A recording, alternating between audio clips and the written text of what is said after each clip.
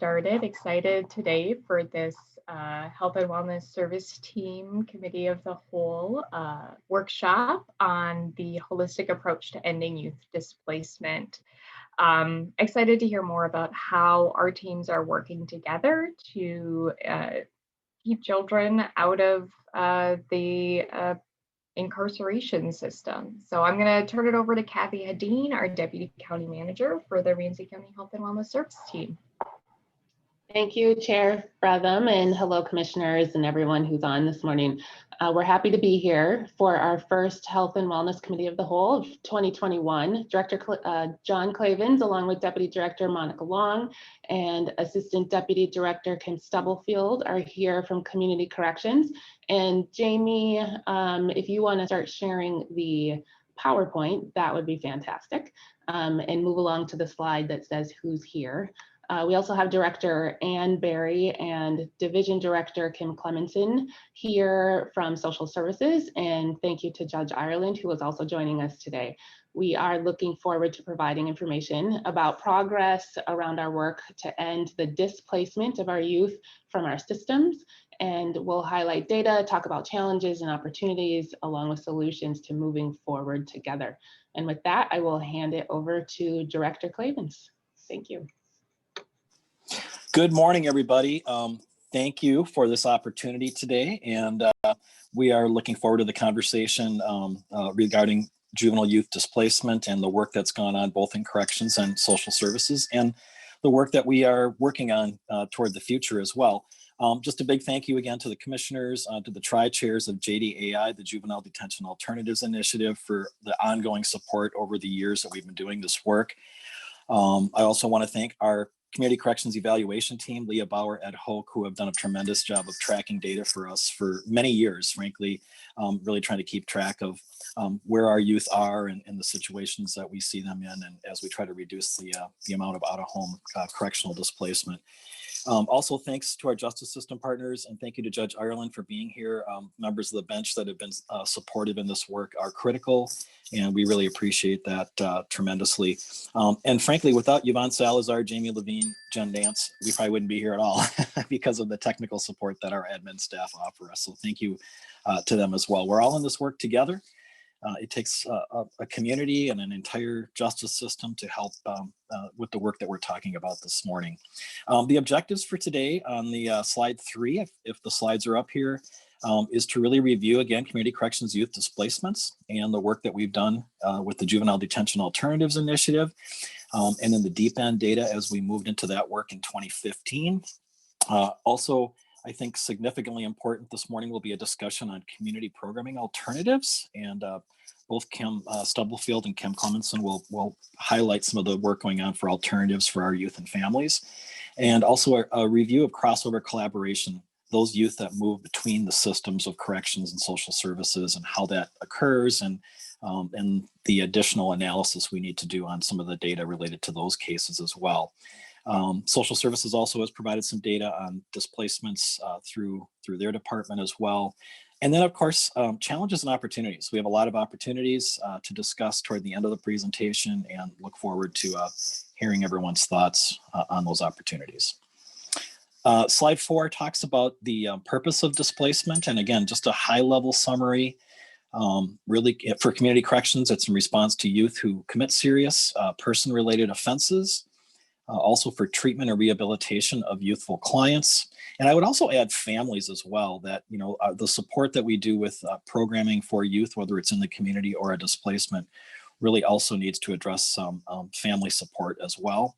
And then maintaining community safety as we address issues that come up. And then for social services, of course, child safety, mental health treatment, and additional supports that that both Ann and Kim will highlight later on in the presentation. Just to look at some data, and commissioners, I know you're familiar with the JDAI data that we presented, as well as this data usually is presented to our JDAI tri-chairs and stakeholders meetings throughout the year. But just a quick snapshot to go over some of the data that we've been tracking for a number of years. And what you see here on this very first slide is the decrease in youth served in juvenile probation. So this isn't displacement, this is actually probation. the number of youth that we have under supervision, which, as you see, has steadily declined since 2015. Down to where last year we had around 526 youth that were served in the juvenile probation system. Going back, if you went back even 5 years to 2010, you would see well over 1,000 youth on probation back in the earlier days as well. The next slide talks about the percentage of youth. So these are youth on probation and the percentage of youth that actually are placed. So in many ways, we look at this as kind of the highest risk, highest need clients that we have in juvenile probation. And again, those percentages have steadily come down. In 2014, around 20% of our youth that we served were subject to out-of-home displacement, where as of last year, we were at around 11% of youth. And again, overall numbers are down as well as the overall placement numbers. We certainly would like to see this number go lower and get under 10% or closer to 5%. And we'll talk more about that in the presentation. Also understanding that some of the youth are being served by social services as well through different types of programs and supports offered through that agency. The next slide, community corrections out-of-home displacements. So again, these are numbers of youth that we've seen in displacement from 2014 through 2020. The red bar indicates unduplicated youth placed, so the actual number of youth themselves, and the gray bar is placement admissions. The reason you see the difference, of course, is that some youth end up with multiple placements. They may be in and out of placement multiple times throughout the year, and so you have a higher number of admissions overall versus the unduplicated placement numbers. I don't know if Monica is in. She was going to step into the next slide here. Monica, are you on or not? I can't see the list of folks, otherwise I'll cover these slides. Okay, not hearing that she's on the line. So these slides talk about the racial breakdown of the clients that we serve, again, in the juvenile corrections system and displacement. So overall, what you see at the top there is a 76% decrease in correctional displacement. Yep. Can I just say, it looks like Monica Long is in the attendees list. I'm just wondering, Jamie, are you able to move her to a panelist list?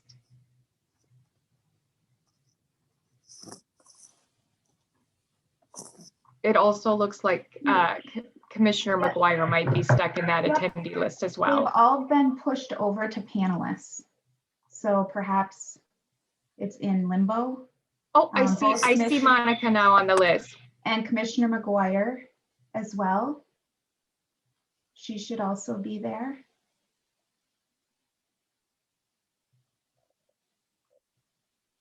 Yeah, I see them both, but I don't hear either of them jumping in. So I'll let you continue, John. Oh, there she is. Monica. Thank you. So Monica Long, Deputy Director of Community Corrections. Monica, we are at slide 8. So if you're settled and ready, please feel free to jump in, and we'll go from there. I am sorry about that. Technology didn't like me today. So I don't know where you were at. I apologize, John. I was trying to get in there.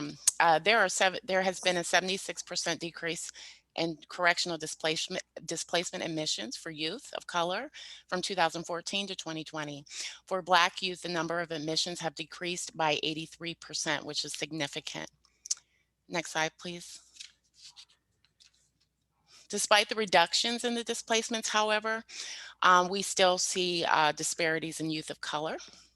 Black youth comprise of 18% of the Ramsey County population, and that's ages 10 to 19, but accounted for 52% of youth displaced in 2020.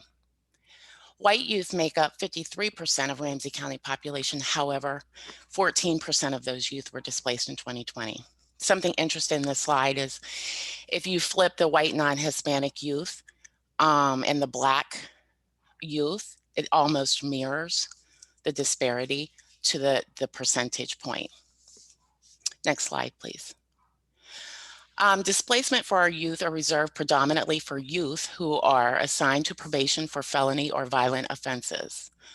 Also, youth assessed at high risk to reoffend and who have multiple and significant needs that cannot be addressed in the community and need a different level of care to address the needs.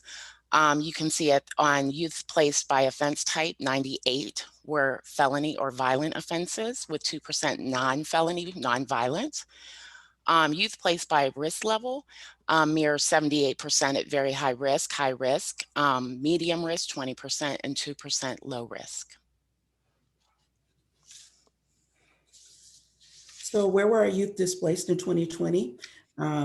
This slide is summarizing where youth were placed in 2020 and the count of admissions, along with the average length of stay for each of those placements.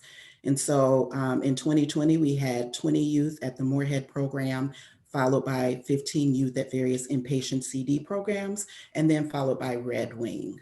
And then of course, you can see that we continue to use our Twin City group homes. And then we had a few kids at the East Regional Juvenile Detention Center, which is in Lino Lakes. And so it looks like as far as average length of stay for our kids in 2020, Red Wing's average length of stay is longer. Red Wing tends to be a longer program, just under a year. And in my time knowing the Red Wing programming and what they offer, generally young people are ordered to 9 to 12 months at Red Wing. Thank you. Commissioner Manis-Castillo has a question. There doesn't appear to be a raise hand option anymore. So folks can certainly send me a message if they have a question, but I'd like to call on Commissioner Manis-Castillo, who has a question about convictions. Yeah, thank you. Before we go further, I just wanted to clarify for my own understanding is, as we're talking about youth that get placed into this system, if they're tried as adults, do they get put into a different system, or are we considering them based on age? Right, so these placements reflect kids that are served by the juvenile system. So it doesn't include kids who are certified as adults. It may include kids though, where there was a motion to certify and they remain in the juvenile system, either designated as EJJ or just in what we call the straight juvenile system with no EJJ designation. So once youth are certified to adult, then they move on to the adult system, and that's not reflected in these counts. And would we track that? My fear is that because we're doing this great work in juvenile, that maybe more kids are certified as adults. And I don't want us to have a system of like, we're just moving people around, but that we're really taking care of our young people. Are we tracking how many get certified as adults and what that trend is? We do have some data on certifications that I can share back to this group. So yes, we do track that. We track the number of motions to certify that happen, and also how many youth are actually certified in a given year. Okay, thank you. Thank you, Commissioner Manis-Castillo. It looks like we do have a raise hand button now, or at least I do, but then I see Commissioner Carter's got her hand raised. Thank you. I'm not sure if you saw me on the screen or on the raised hand function. I did use it. And so I am thankful to see the direction, for the most part, of the work that is happening here, and to see that we are continuing to reduce our use, albeit continuing also to see the disparities in these areas of displacement. I am wondering whether we're talking about detention or whether we're talking about displacement in these kinds of facilities. What we know about reoffending and recidivism, and I'll also attach to this how we are working to address the goals of displacement in particular. I've looked through the slides, and I know the different sets of work are going to be coming up, but I'm wondering about those two measurements, what we're doing to measure reoffending, and also how we're looking at goals specifically of displacement. We know that that is an area we've talked about in the past, and the unevenness of having goals that may not reflect the same kinds of pursuits if kids where young people are at home or if they're in displacement.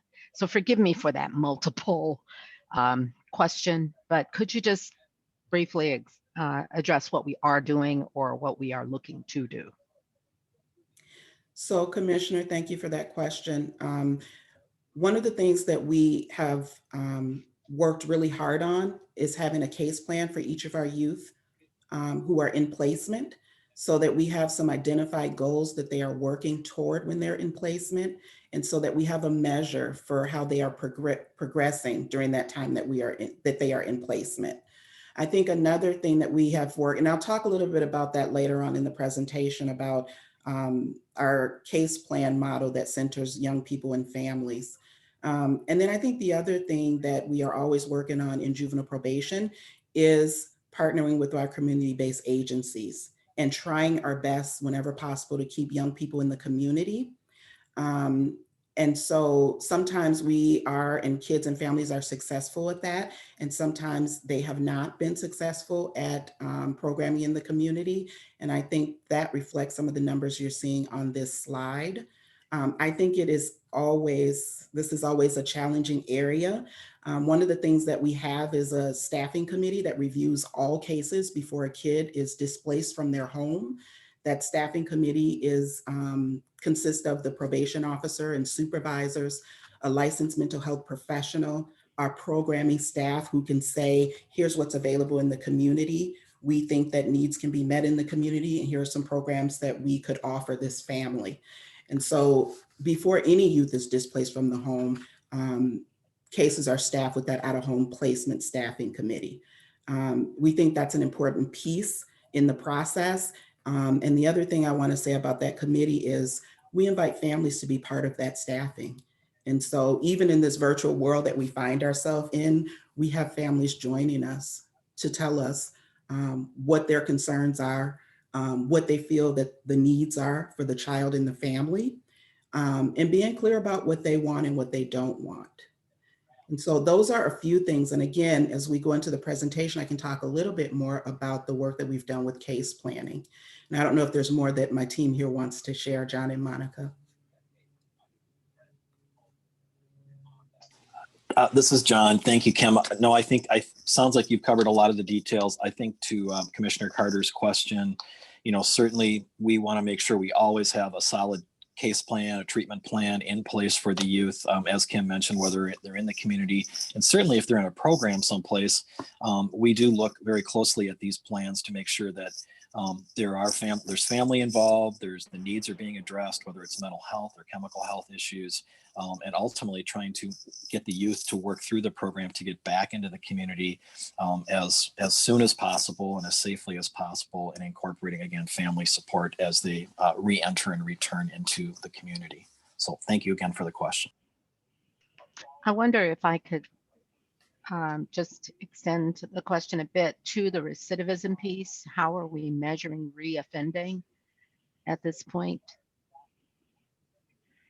I know one of the ways that we measure is after a youth has been in placement, we look at that year post-placement to see if there has been a reduction in offending behavior in the community. So I know that is one of the ways we measure recidivism, but also, to be honest with you, we like to hear from families. Like, we like to hear from families about what changes they've seen, and also from our young people. That's a little trickier, but I do know that that measurement that I gave you about 1 year post-placement is something that we track. Would love to hear in the future any trending in that regard. Thank you. Certainly. Thank you, Commissioner Carter. Commissioner McGuire has her hand raised. Thank you, Madam Chair. Appreciate that. And I appreciate my little hand raising function that appeared. Thanks for all of this information so far.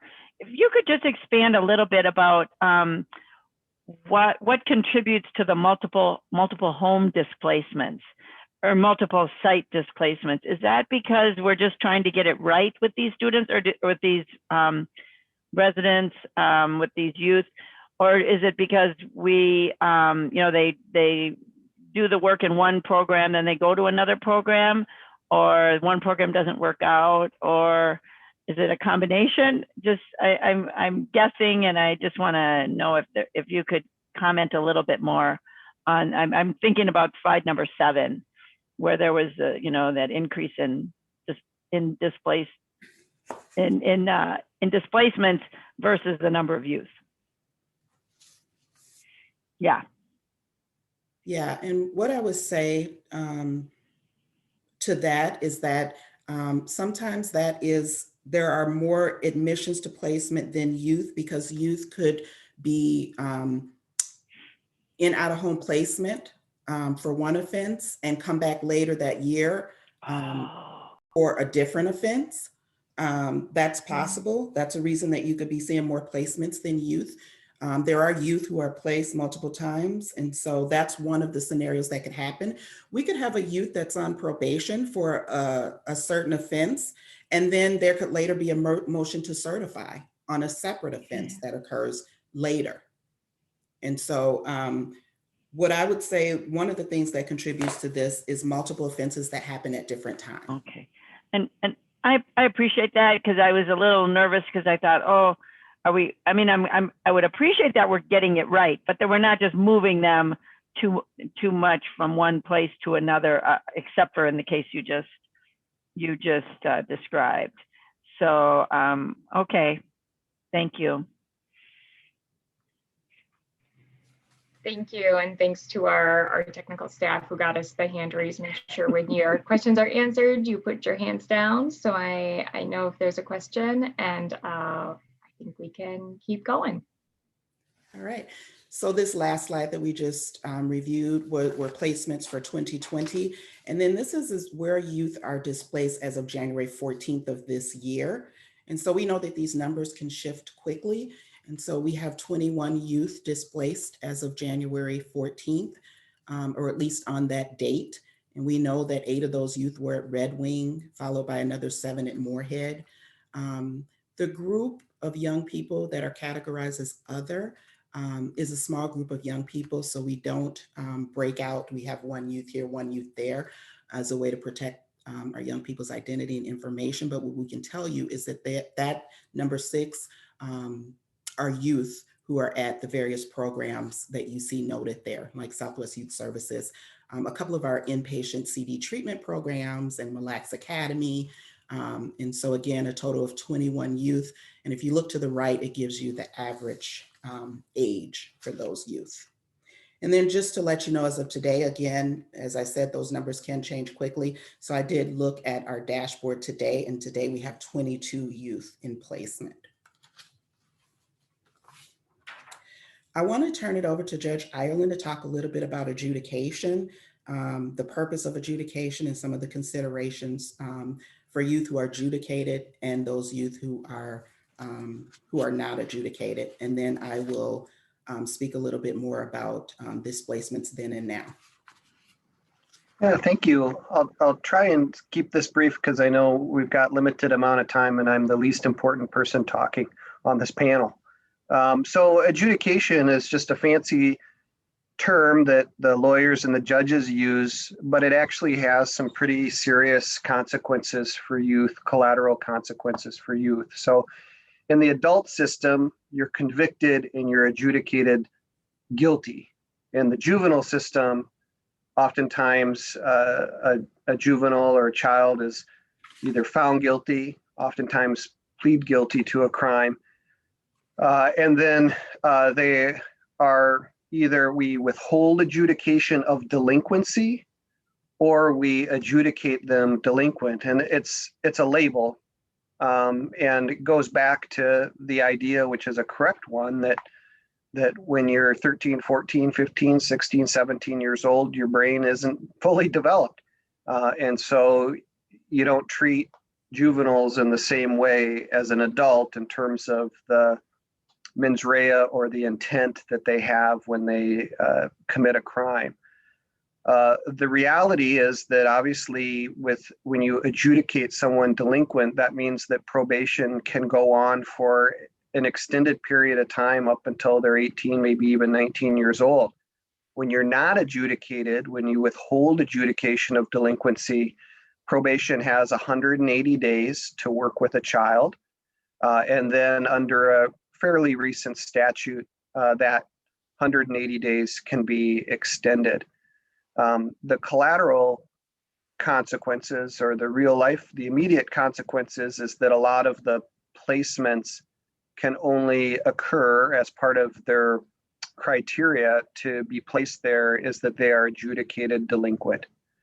If you withhold delinquency, then that's a signal that services can be provided in the community.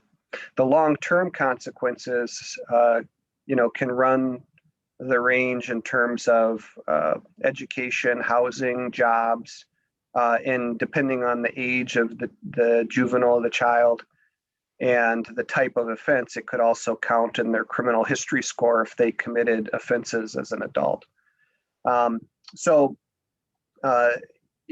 are, and usually when someone is adjudicated delinquent, oftentimes they have multiple significant offenses that they've committed that indicate that whatever is going on is not likely to be adequately addressed within the 180 days, or there's a significant public safety concern where the county attorney is seeking adjudication because, let's say, the juvenile is 17 and a half years old and they commit a serious crime offense, a serious gun offense, let's say.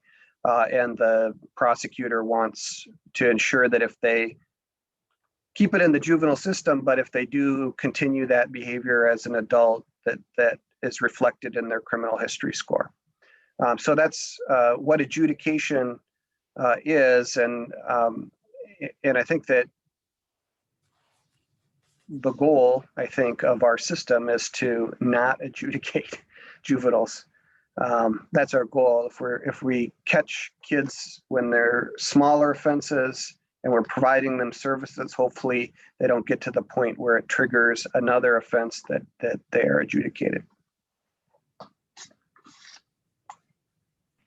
Thank you, Judge. Thank you. I see Commissioner Carter has her hand raised. Did you have a question?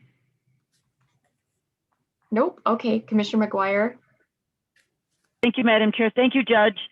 And I would I would say you're very important on this panel. You're equally as important on this panel. We know everyone is. Thank you for that great reminder and description of adjudication. So if a juvenile if they need treatment in the community, they can be placed there without being adjudicated. But what if they would need more intense services? Then do you have to adjudicate them? I'm just sort of struggling with, I love that the goal is to not adjudicate because we don't like that hanging over them. But does that label get them more intense services? And so are we forced then to adjudicate? I know I just want a little more clarification. I think you've been talking about that this whole time, but if you could just help me a little bit more. Yeah, I would say a good example is when a juvenile is charged with criminal sexual conduct. It's a serious offense, and the treatment for criminal sexual conduct, it goes on because it's a complex situation. There's family dynamics, there's situational dynamics, there's criminal thinking going on, and so it puts, I think, the system in a very difficult situation because you know that the child needs long-term treatment for public safety and for themselves. And certainly the victims of the offenses also want accountability. On the flip side, you know that the collateral consequences for criminal sexual conduct, which is the registration as a sex offender, that is going to significantly impact someone's ability to turn 18, become an adult, and become a functioning part of society. And so I think the county attorney and the probation has done a really good job in terms of trying to think a little bit more creatively on those types of offenses, and trying to front load some of those treatments before the decision about whether or not to adjudicate. So you actually provide some of the services first, and then the case follows in terms of, and it gives an incentive for the juvenile to really cooperate with the therapy and the programming. But that is absolutely the tension, is that there are certain services that the juvenile needs, but they can't access it if you withhold the adjudication. So. Okay, thank you for that, and thank you for that example. And yeah, the tension. I can obviously see it. Thank you for that. Thank you. I don't see any other questions or hands up, so we can move along. All right, so I wanted to talk a little bit about the community-based services that we offer families in juvenile probation. And so we've had a contract for many years for family therapy. And pre-COVID, it was therapy that was done in the home and with the whole family, and it's called functional family therapy. That's been a pretty successful model in juvenile probation, and right now those services are virtual, but we continue to utilize those services for kids and families. The other thing that we're really working on building, and we've had a couple of our young people be involved in, is restorative justice programming, where kids are trying to restore some of the harm that they've done in the community. And that brings the client, our young people, and then also the victim together in the circle process to try to do some healing. And so the Dispute Resolution Center has done some of that work for a couple of our families in juvenile probation. And then we also have what's called Wraparound, which is an intensive community-based service for kids and families, where there's an assessment of the needs and then a plan that's developed through Change Inc. And then they continue to work intensively with the child and the family to help the child stabilize in the community. And some of the services that can come from that are things like individual or family therapy or skill building. It just depends on what the needs are for the child and the family. We also offer cognitive behavioral programming. One of the curriculums is called Decision Points, and it really helps kids to connect their thinking with their feelings and subsequently with their behavior, in hopes that they will begin to make better decisions.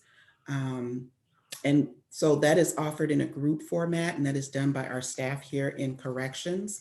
And then cognitive behavior interventions can also be done on an individual basis, and we have begun to do that as well. Now, a lot of the programming services that I've just talked about are things that are now being offered virtually due to COVID. And so we've had to work really closely with kids and families to get devices so that kids can participate in programming. And then those devices can also serve as their connection to school, as their connection to their probation officer. And then the other thing that probation has really utilized are individualized service funds, where we understand that kids and family may have individualized needs around treatment or program or services or even basic needs. And we can use those funds to meet some of those needs. And the other thing that I just want to mention is work that's happening at the Juvenile Detention Center around creating a more therapeutic environment for our clients. We know that a lot of our clients in the juvenile system have multiple needs that include mental health diagnosis or substance use.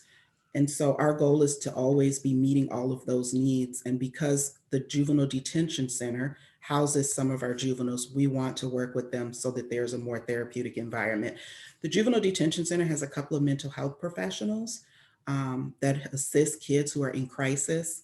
And so I didn't want to end without mentioning that. Earlier, I talked briefly about family engaged case planning and the work that we're doing to develop case plans with kids and families. The goal of probation is to shift away from surveillance and compliance alone and to really work on supporting kids and families in making long-term changes. And that takes time, and it also takes probation working differently. And so in 2018, we trained our staff in that model of case planning, and we continue that work today. I want to acknowledge that we are still working on that model, that this has been a real shift for us in how we work with kids and families. But this is good work. It's necessary work. We have to be working differently. We have to center families. The foundation of our work has to be engagement. And we have to be able to see the assets and the skills and the resources that kids and their families bring.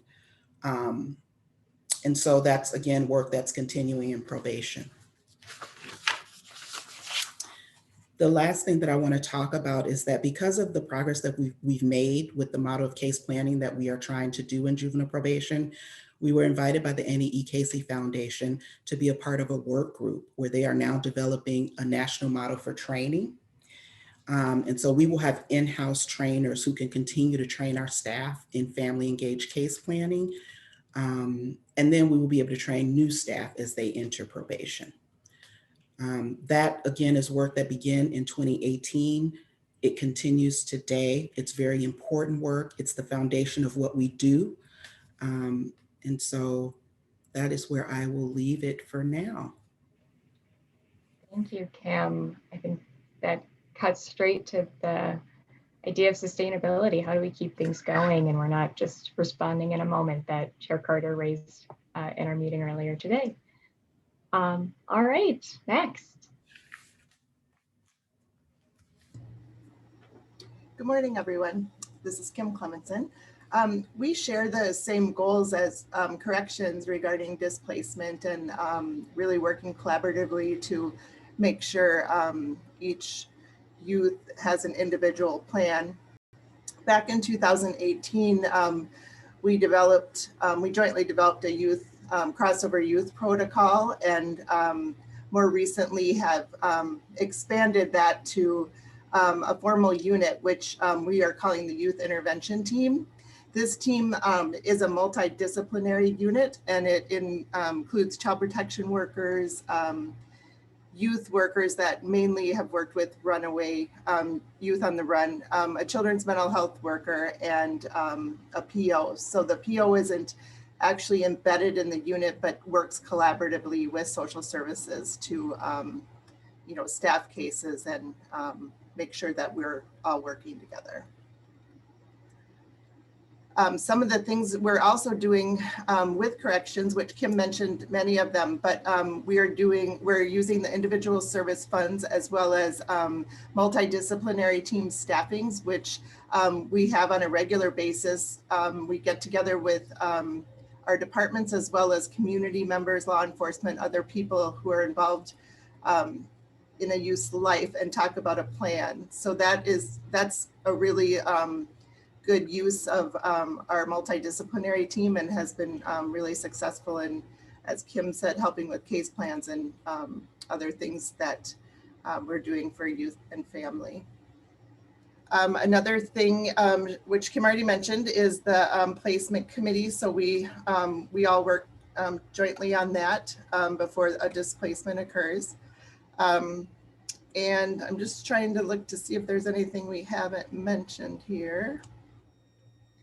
The audits of facilities. Right.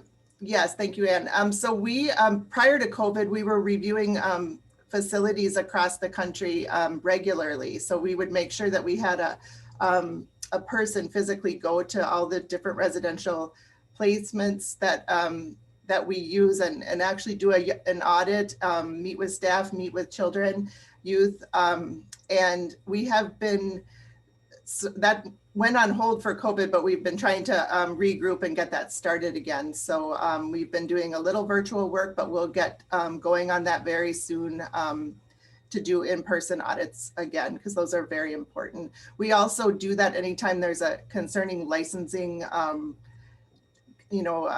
a licensing problem that we hear of, we send a staff out to talk with everyone at the facility.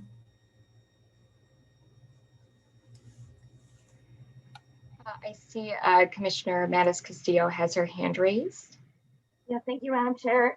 My question is how is it decided where a youth is placed? So if they're going to Red Wing or if they're going out of state, and what factors are taken into account? I'm thinking of like the social supports, the further away we move them from family, in some cases might be positive, but in most cases it would be negative, I would presume. And so just how is that decided? In the area of social services, that's decided in a multidisciplinary team. So, you know, if it's a crossover youth, then definitely we would be working with juvenile corrections, but we're looking to meet a child's individual needs. So it depends on what that is and who can meet that need.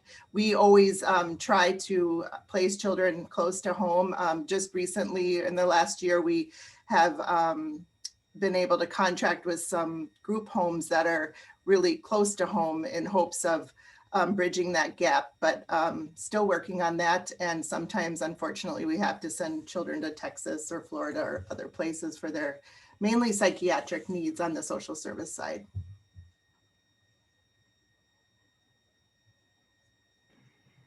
Thank you. I don't see any other hands, so we can keep moving. So I think we've covered most of this. We are really moving forward, focusing on specialized caseloads so that, again, we are meeting the needs of all the youth and able to collaborate with other departments and divisions within social services. It's working really well. We're hoping to continue to add specialized caseloads and merge different units to you know, meet these needs. It's a good model for us in social services. I think we've gone over that slide. So.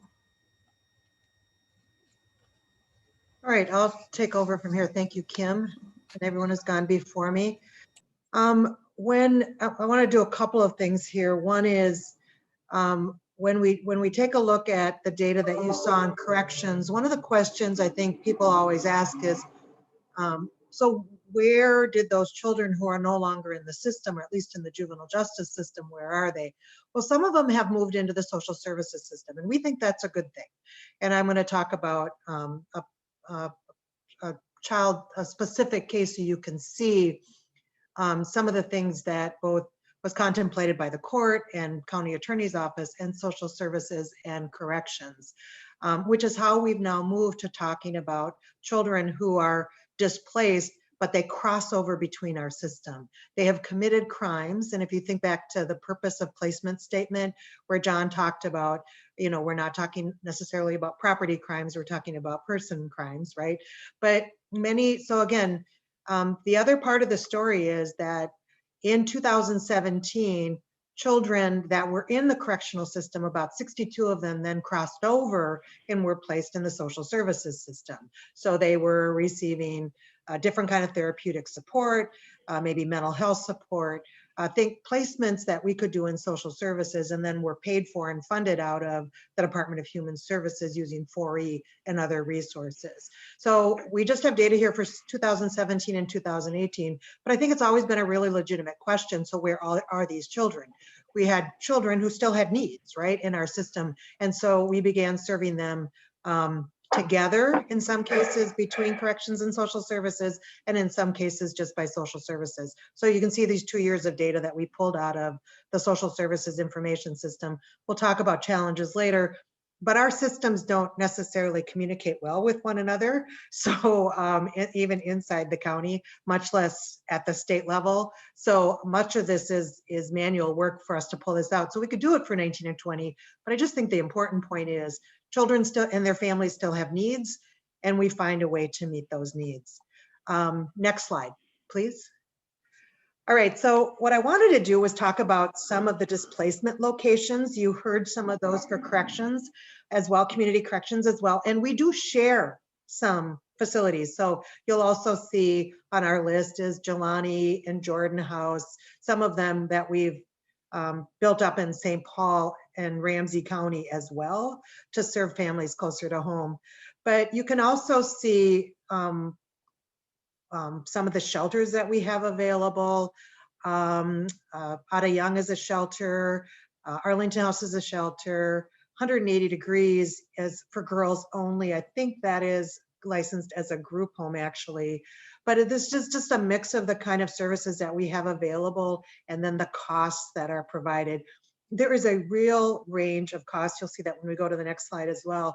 But in shelter, which is available to us on an emergency basis, you can see that some of the shelters we're paying less than $100 a day. You can imagine what we're going to get in supporting children at $100 a day. And Commissioner Mata Castillo, I think one of your questions, or maybe, I'm sorry, maybe it was Commissioner McGuire about multiple placements. When I talk about a specific case, you'll see that we do have children who run. Or they won't be able to stay in a particular facility because they've done some property damage or they've injured staff and then they need to go somewhere else. So we are really challenged to keep children out of detention and out of incarceration and in the community, but that is our goal. That is our goal, to do that safely for the child, safely for their family, and safely for the community. You can see that when we have to send children out of state, it's very expensive as well. Listed here is Devereaux, that's about $450 a day. That's a per diem rate. Bar none is, I think, $475. I'm sorry that wasn't included on the slide here. Girard is about $350,000, and Northwood Psychiatric is about $350. So you can see we're paying anywhere from $350 to $500 a day to send children out of state, which means there is a financial cost, but there is a human cost. Children are very separated from their families, their community, their loved ones, and we're paying a lot of money, and our staff are traveling back and forth. And what we find is when the child returns home, that it's an almost impossible adjustment. So the investment that we're making in sending children to out-of-home places, it's a very expensive one, and the child and the family are not achieving the goals that we've talked about to keep children out of displacement. We go to the next slide. These are some of the programs that we've tried to build up in the county and to provide support for. So Jelani, Jordan House, the Port Group Home is in Brainerd. I don't know that we're using it as much. Nemea House is specifically for girls. It's in Minneapolis. These are expensive placements as well, but I'll talk about this when we get to challenges. We've used what we call an overstaffing model to create security. So the important distinction between social services and some corrections placements, not all, but what we call detention and incarceration, is our ability to lock a door. So in social services, our licensing structures, you cannot put children in locked facilities. So the way we create security is by double staffing. So we have one-on-one staffing. So young people don't run, or we do our best. We have alarms on windows. We have delayed locks on doors, but we cannot lock and keep in children. The only place where we can do that on the social services side is in hospitals or the psychiatric residential treatment facilities, which are, we don't have many of those in Ramsey County. So what we're doing with these models is to try to create an environment that is secure as possible without locking the doors. Again, overstaffing, design of the home, design of the facility, and again, one of our objectives here is to keep children closer to home. If we want to switch to the next slide, then you can also see psychiatric residential treatment facilities that exist in other states. We do have some in Minnesota. The Department of Human Services has just started the allotment of psychiatric residential treatment facilities. These are places where young people who need psychiatric treatment can stay for up to 120 days. I think this is on the next slide. No, go back. I'm sorry, Jamie. Go back. We've had some trouble, and maybe we'll talk about this under challenges as well. We've had some trouble getting the psychiatric residential treatment facilities to take our children, very frankly. There's one, Cambria Hills is new. It's up in Bethel. There's one in Duluth. Trying to think, there's one in Austin. I mean, this is, again, when we get to challenges, I think one of the things is what do we want to do to serve young people in Ramsey County who cross over between our systems and really need to be served. But we struggle with exactly the right placement. What I want to do next on the next slide, Jamie, is just, we don't have a lot of time. So I'm just going to talk about one child, and in doing so, bear with me, but you can just see what we're trying to manage. So I'm just going to use the example of a 14-year-old came to us from another state. So we took this child as a courtesy on probation. They came to Minnesota. The child was removed then from their home after a case was opened by Child Protection in early 2019. The child went to the group home, they damaged property, they stole a car, and they were arrested. So Child Protection picked up the child from, actually they drove out of state. So we picked up the child from out of state, brought him back home, went to emergency shelter. They assaulted a police officer while they were running. They went to our local JDC again. This is a long story, so I'm not going to go all through it, but you can see this young person was doing a remarkable amount of property damage, stealing cars, stealing laptops, equipment, assaulting staff at facilities. And we were doing everything we possibly can between our two systems to try to keep this young person in place, but we just struggled with our ability to do that. And again, we are committed to working together, and we are committed in social services to finding the right place for a young person. That story went on for probably, 3 more assaults, 2 more car chases, a car crash.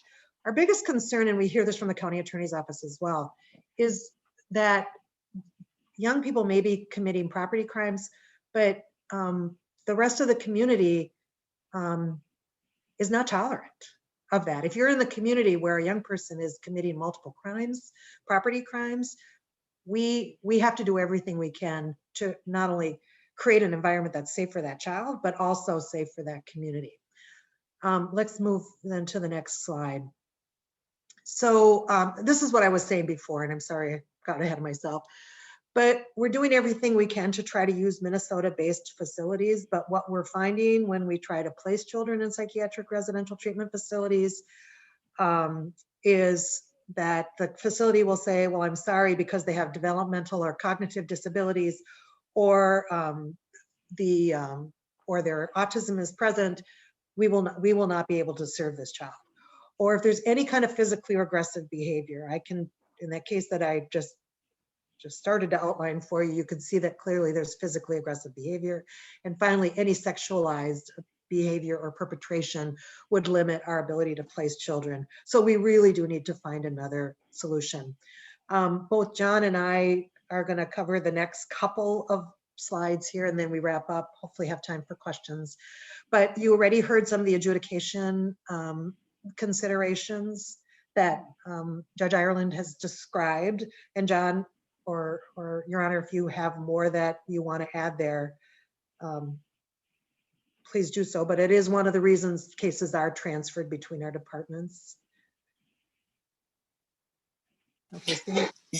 Well, thank you, Ann. Yeah, I don't have a whole lot to add, but just I appreciate the judge updating us on the adjudication considerations. And again, our concern, as it is for all of us, is the long-term consequences, that if there's a way to avoid someone having a long-term record that could possibly result in additional points if they commit a crime on the adult system, that could lead to longer stays and incarceration, prison, those kind of things too. So we're just always attuned to that. And thank you again to the judge for explaining the details there. Thank you. Another reason why cases are transferred between departments, there are times when parents or guardians refuse to pick up a child, whether it's from detention or from a hospitalization. If a child is under 18 and a parent refuses to pick them up, we by statute are required to take them into the child protection system. There's also, we've seen an increase in court orders to place children into social services where the jurisdiction has been changed from corrections to social services. Again, I want to say loud and clear, we think this is a good thing. But specifically in a number of orders, we've seen that change from corrections to social services because we believe this child could be better served in the social services system. And then finally, there are the Rule 20 cases. We held a workshop last year, it feels like a long time ago now, but we talked about children that are caught between the criminal justice system and the civil commitment system, and that there's this gap for young people who may or may not be competent to stand trial, and that gap that we talked about. We talked a little bit about young people in that system, but mostly we talked about adults on that day, but the same issues are in place for young people. We don't have many places. The one place we have in Minnesota is the facility that the Department of Human Services runs in Wilmer, Minnesota. It's the CABS, it's the Child and Adolescent Behavioral Health Services Program, but they rarely take our children when they're, again, caught between civil commitment and the criminal commitment system. If we want to switch to the next page, we've already talked about a number of these challenges, but this is a way to sum them all up. Secure programming, the difference between a secure program and a locked program gives us challenges. We just don't have enough substance abuse programs for young people in Ramsey County.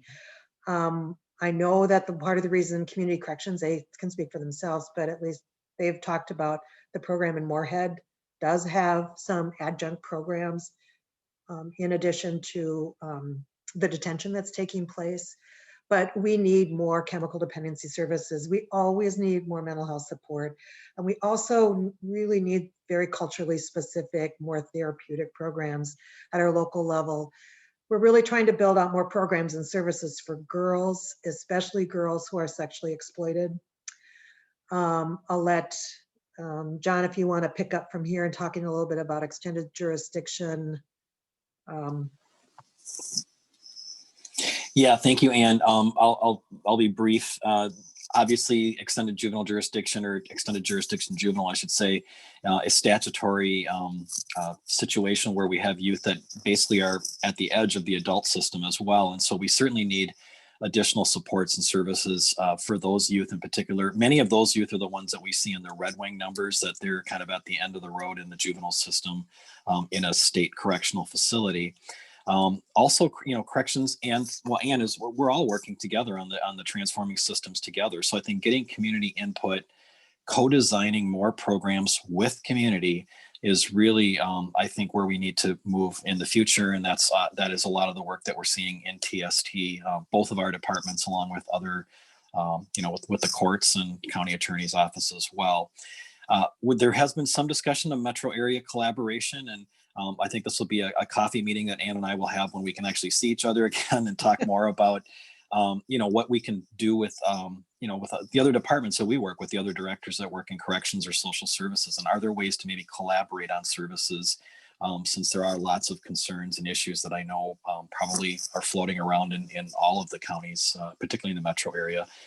And then more expansion of upfront services, the prevention services like ACE, the All Children Excel programming, that we need to have more preventative means to hopefully avoid getting our youth into the deep end of the system, where we end up with these struggles that Ann very clearly explained, where youth may need to be in a detention facility or in a secure setting because of all the behavior issues that we've experienced, or mental health or CD concerns. So those are all, we want to be at the table. We want to talk about these things. And I may just ask too, if Judge Ireland, with the permission of Commissioner Frutham, if you have any thoughts too on places we're missing things or things that you see from the bench, I would certainly appreciate any thoughts you can share there, and I'll turn over the floor. Thank you. Yeah, I agree with the chemical health, that an expansion of juvenile chemical health. I think, one of the challenges that we're facing is that, given the age and the brain development, long-term consequences versus short-term, that's just not, it's not realistic. That just as a function of your brain when you're 14 or 15 years old, it's very difficult to expect a 14 or 15-year-old to say, no, I'm not going to do this because it may affect me 2 or 3 years down the line, or frankly, even 6 months down the line. And so I think that's a challenge. I think there is an opportunity, and I totally agree with the early intervention. I think, when we take a step back, we're talking about 55 kids who are in placement, 55. We're talking, and this is not an insurmountable number of complex kids that I think that we can help. And I was talking to Mr.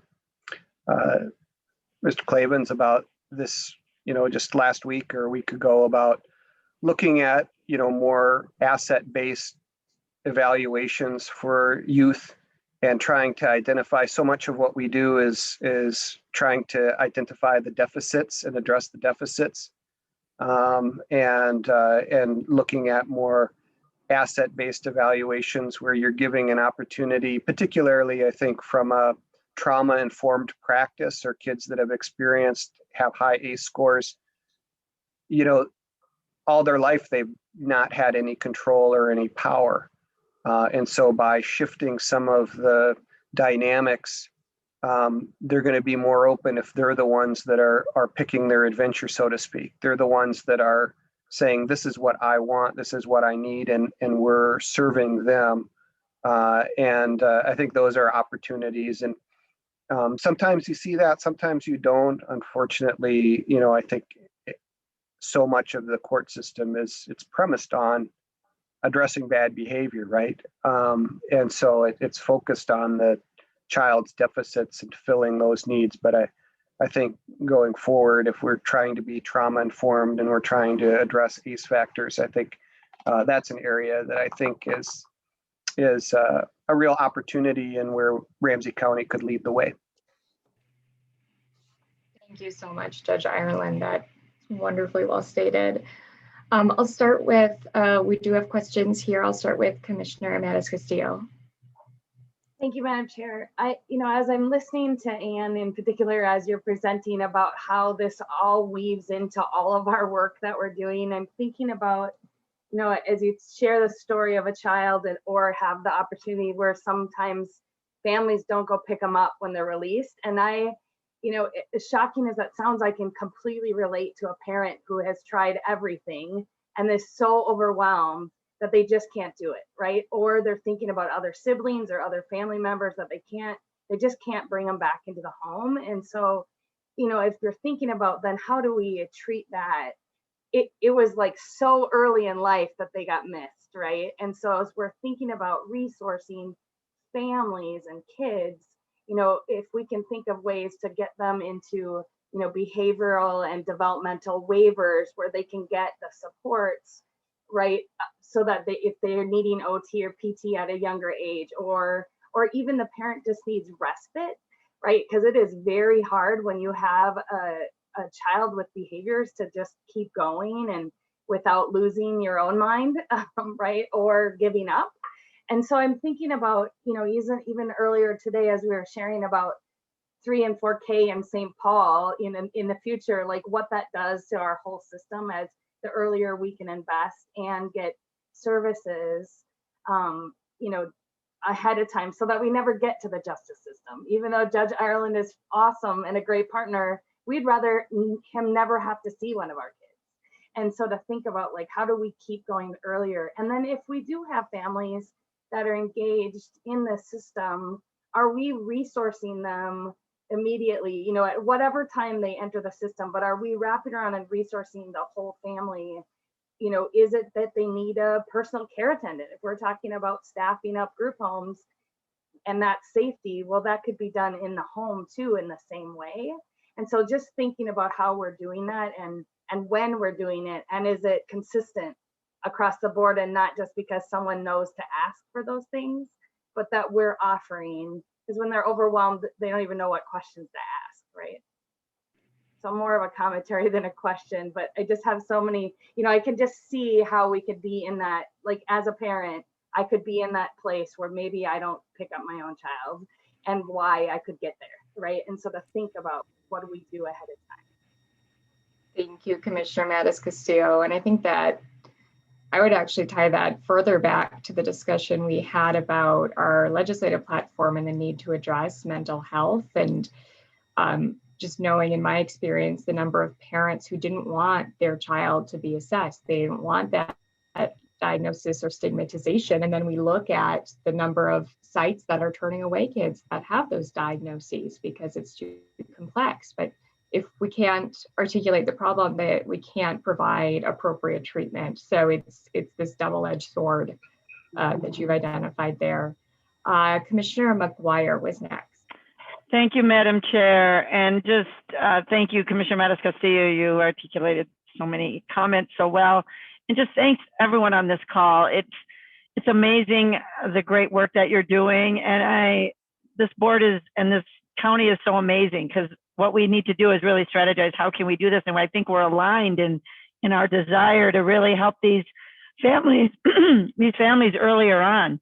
And so it starts with the prenatal to 3 work that we're doing, and then the 3K work. And you know, when you see those numbers of $550 a day for these kids, if we were to invest that earlier on, and I mean, I know we all know this, and it's just how do we get there? And I know in the legislature, when we're looking for dollars, we want to say, here's, by funding this early intervention program, we save, you know, all this money, you know, not the fiscal note, but the fiscal savings note.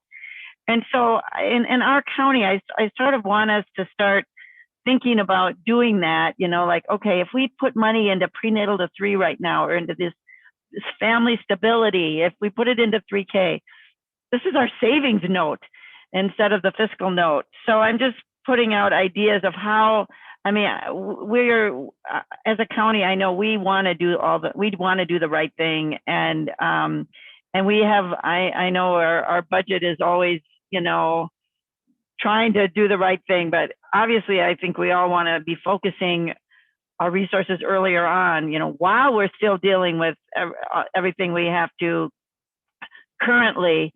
But boy, when you see those numbers, it's just amazing. And I'm just so grateful to all of you for this work. And we obviously want to be great partners with you and help with this focusing. And Director Barry, I just have to ask you, so that young 14-year-old that, you know, had so many issues, did he end up having to go into the correction system then? I mean, is that where he ended up needing to be because we just couldn't deal with them? I mean, those scenarios are really tough. So I'm just curious. Madam Chair and Commissioner McGuire, thank you. So Kim might know the ending of that story. That young person was in and out of emergency shelters and group homes and emergency shelters and group home. That child is not in, that young person is not in detention. That person is now in an overstaffed, what we would call a double-staffed arrangement. There's lots of reasons young people run. Right. And so it is, and again, I wanted to say earlier, as a person who's had a child in the court system here in Hennepin County, I fully understand a parent being at their wit's end. And so figuring out how we support not only the family, but that young person. And sometimes, I mean, we've gone so far as finding a hotel room where we have 2 staff and 1 child, just long enough so the child doesn't run. You know, just long enough so they build a relationship with the caseworker and the place that they're at, so they don't run back to family, you know, and Commissioner Matos, to your point, and then putting those supports in people's homes. Yeah. Part of that will require us deconstructing the waivers, because right now, DHS won't allow us to use waivers for families that are, you know, have interactions with the correction system. So we can change that. We can fix that, right? But anyways, to answer a lot of questions at once, the answer is, in that case, no, this child is not in detention. Wow. But then we hit the other, what happens when a child turns 18? Yeah. Which is, you know, we run out of time with some young people as well. So anyway. Thank enough. you. Sure. Thank you all. Yeah. Thank you. Thank you, Madam Chair. And Commissioner McGuire, I'm going to note we've got 4 more questions, so I want to get to everyone, but also that we are at 12:04. So if you can keep your comments and questions brief, that'd be wonderful. Commissioner Carter. Thanks. I will keep it brief. Just noting the last statement that Director Berry made, we can change that. And that's been what we've been doing here in Ramsey County. I appreciate that everyone is taking risk together, understanding that public safety is of multiple components. And we've been looking at it comprehensively to try to figure out what we can do to change that trajectory from the very earliest point and to continue to watch to see that young people are developing carefully and positively in our systems.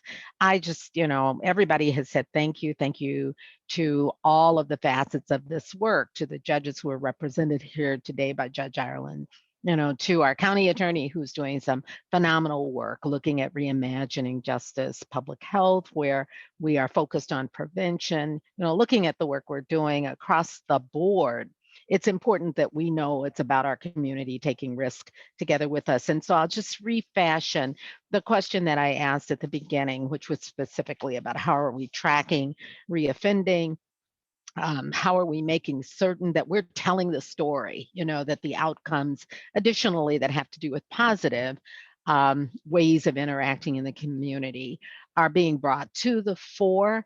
And I would just say that we have to tell that story, because if not, it will be told for us, of how these young people are able to be more successful, of the impact that we're seeing on that comprehensive vision of public safety, even of how offending in the community tracks with the work that we're doing or does not. It might be counter-cyclical, as one would imagine, as we're working on alternatives and seeing positive results, although those positive results get buried, especially during times like this past year. And we do have to tell the story. So thank you so much for the work. I won't ask the question to be responded to right now, but simply just know that we'll want to come back around to see how we're telling this story. The work is phenomenal. The impact is great.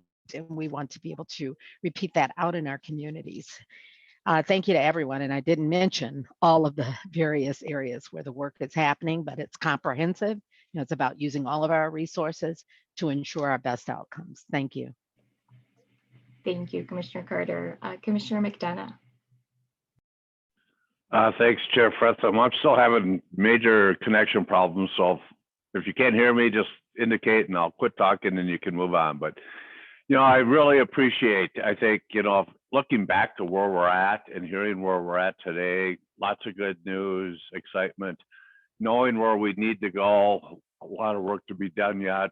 A lot of that list of challenges is huge, and we've got a lot of gaps in the system, but I'm confident we got great people working at it. The one thing I'd like to put out there as a challenge maybe is, I think we've all been to community meetings, right, where community has raised concerns. I go back to Ann's comment about community tolerance. And, the response from law enforcement is, well, we bring them down there, they're back out on the corner quicker than we can get back out there, right? They throw it back into that. Or I'll even recall, our own sheriff responding to a Vadnais Heights City Council meeting on, carjackings, and he actually took it right back to this. And so the work that we need to do, especially with law enforcement and, this added towards policing, but then this concept of just lock them up and get them out of community. And I'll go back and I'll end real quickly. And, and I know we're running out of time, but it might be a conversation for another time. But, truly, I believe tolerance is related to the amount of information and understanding you have, right? And so all this work we're doing here, there is going to be a point where unless we get other leaders,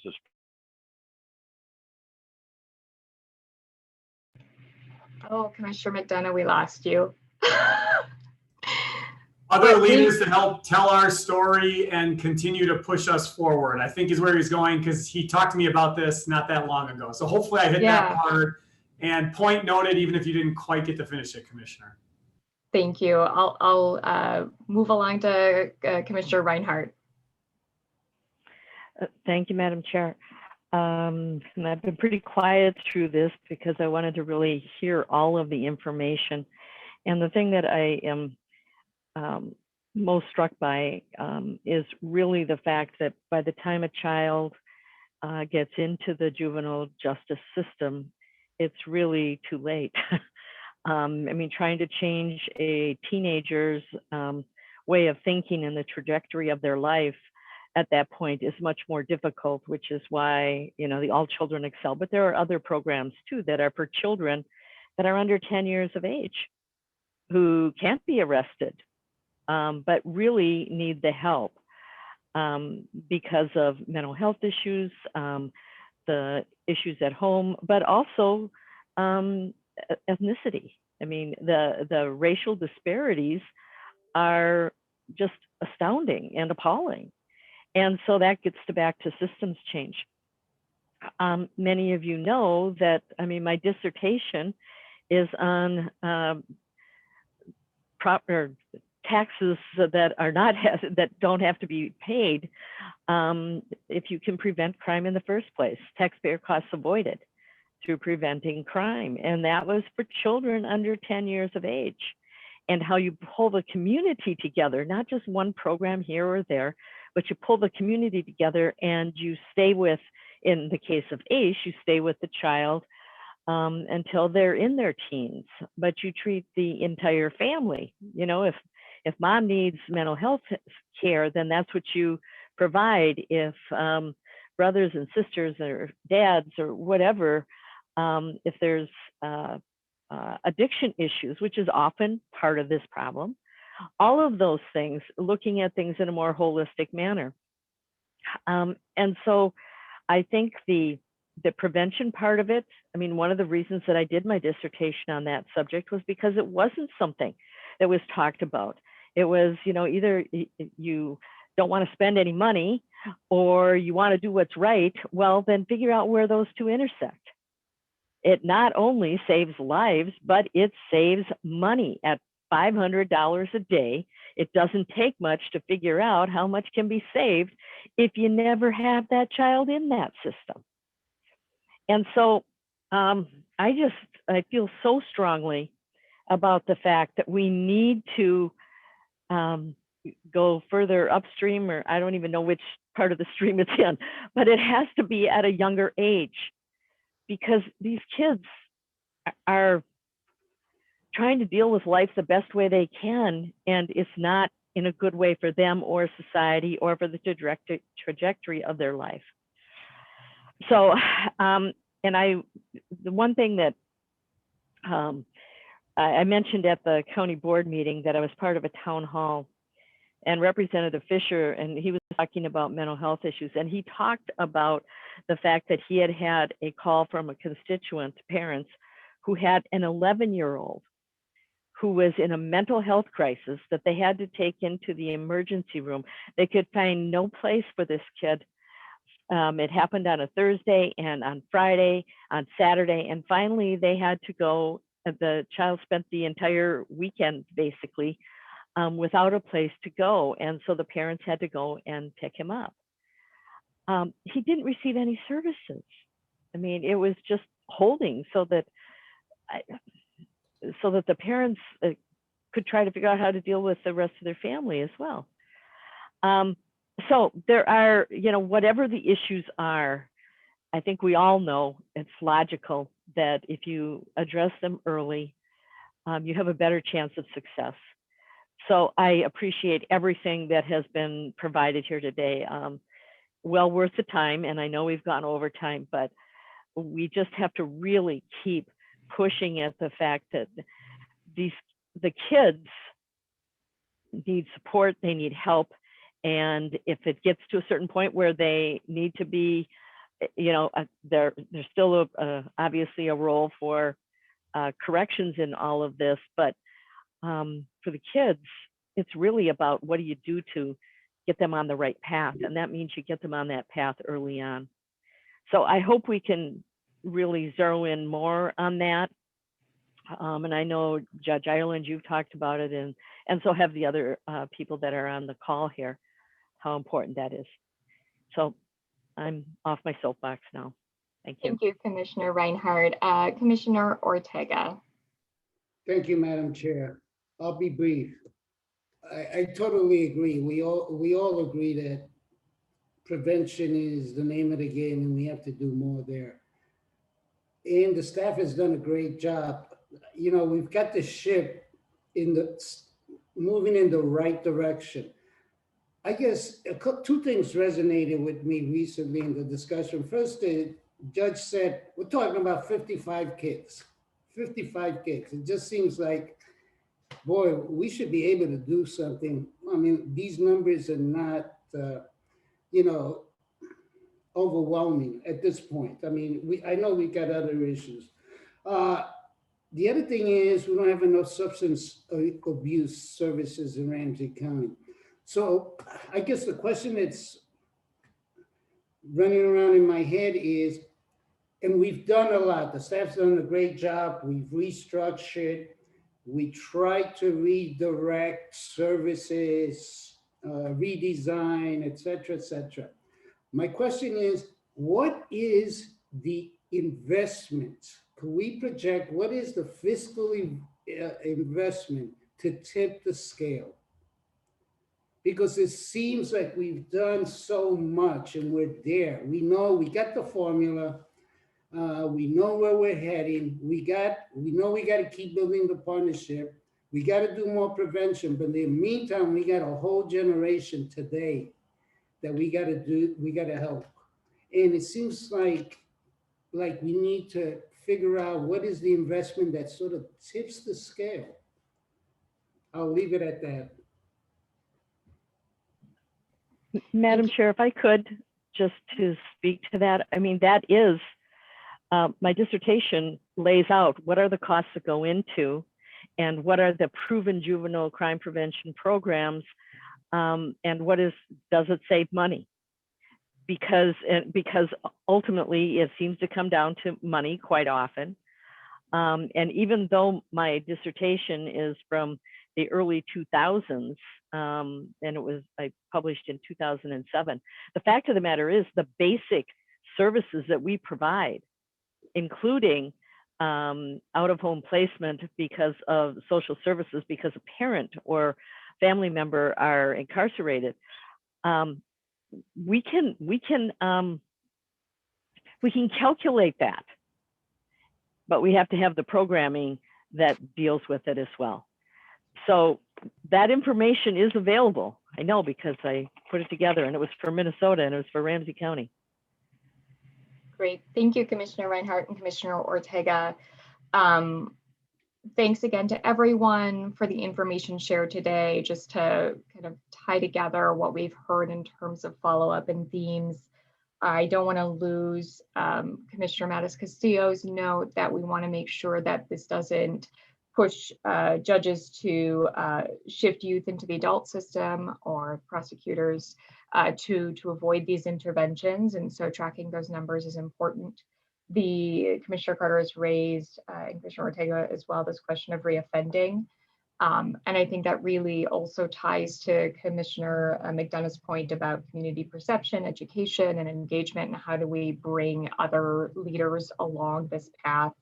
And then finally, a recurring theme that we've heard repeatedly is the importance of early intervention. And as we continue to support the youth who need these additional supports, that the more we can work now to invest in children and families sooner, the fewer children and youth will have in this situation in the long run.